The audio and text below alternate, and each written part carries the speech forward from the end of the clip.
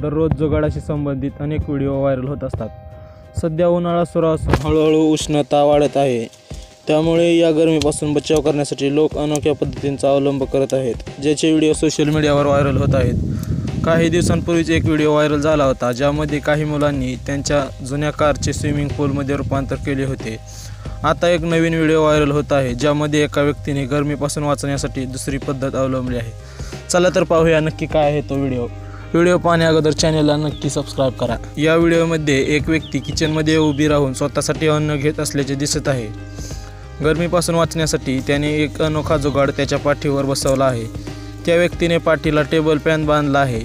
हा पंखा बांधण्यासाठी त्याने आधी पंखा टेबलला बांधला आणि नंतर टेबल त्याच्या पाठीवर ठेवून तो स्वतःला बांधला।